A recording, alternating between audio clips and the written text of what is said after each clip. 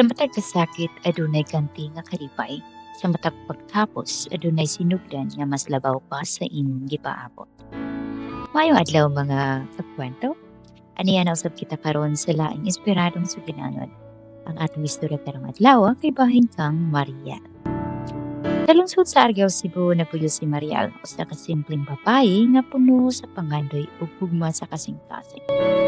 Sa iyang pagkabata, iyang nadayeg si Angelo, ang silingan ug kauban niya sa tanang kalibukan.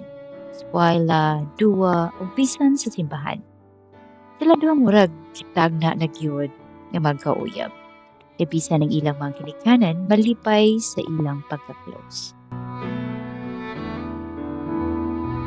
Pagka-high school official silang nagkauyab. Sila ang perfect couple, kumbaga. Ilahang bahay. Bisan asa sila moadto, makita nimo silang mag-holding hands kayo. Daghang nagtanaw sa ilang kugma nga murag salida. Pero mas buhi pa kaysa sa tinuod. Kapag miabot ang panahon nga si Angelo, kinahanglan mo larga pa Manila. Dito siya mobalhin og trabaho para sa mas dako nga sweldo. Si Mariel mituo nga panagsara ilang komunikasyon pero magpadayon ang ilang relasyon. At man, sayop siya. Pag-uli ni Angelo, pagkasunod tuig, lain na ang iyang mga liho. Dili na siya parehas ka-sweet o daghan na siya tago. Hangtod nga usa ka adlaw, nahibaw-an na lang ni Mariel nga doon ang laing babae si Angelo dito sa Manila.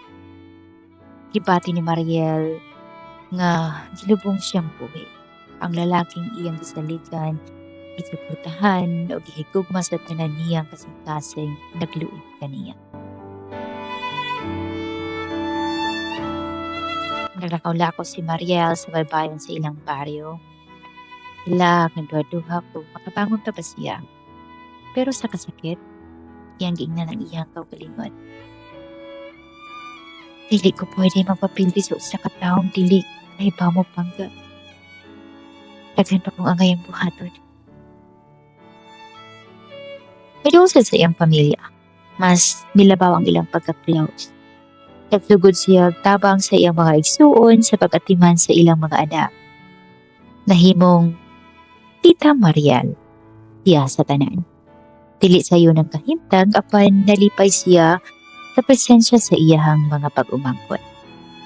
Nakaadlaw samtang nagtabang siya sa iyahang igsuong lalaki sa ilang gamay birthday party, miabot ang usa ka bisita, si Adrian. Usa siya kahigala sa iyang kuya sa trabaho. Lahi ang dating ni Adrian, taas, guwapo o matinahuron. Dili siya mag-gets ni Mariel at first, apan na ay kalinaw sa iyang gipati matag istorya nilang duha. Si Adrian, hilumon.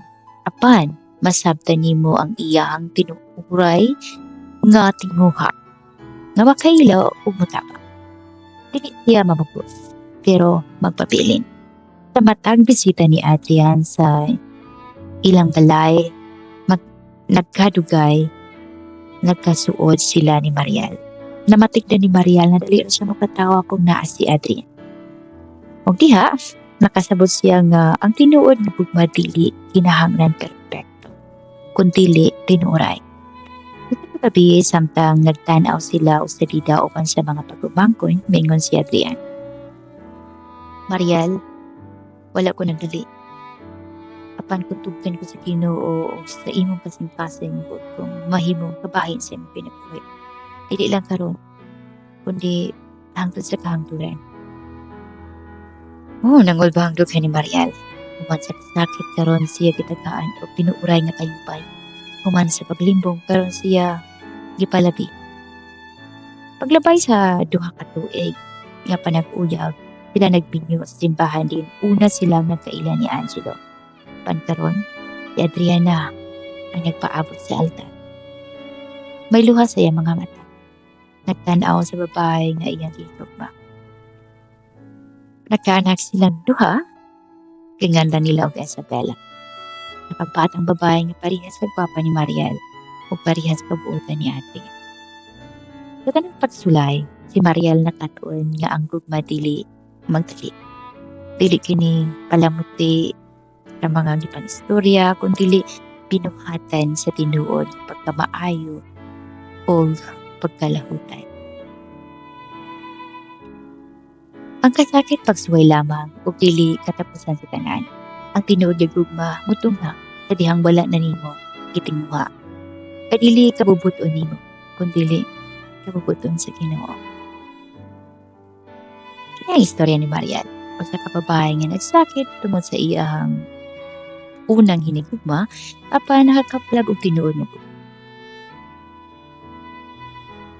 Salamat sa imong pagpaminaw ug hinaot nga ang imong kaugaling gugma maabot usab sa hustong panahon kung wala pa sa pagkatao.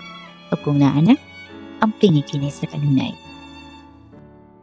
Salamat kayo mga kakwento sa pagpaminaw sa istorya sa kinabuhi ni Mariel. Kung nakahatag kini og inspirasyon nimo, palihog i-like, i-subscribe ug i-share kini nga video. Hangtod sa sunod nga sugilanon, amping og daghang salamat.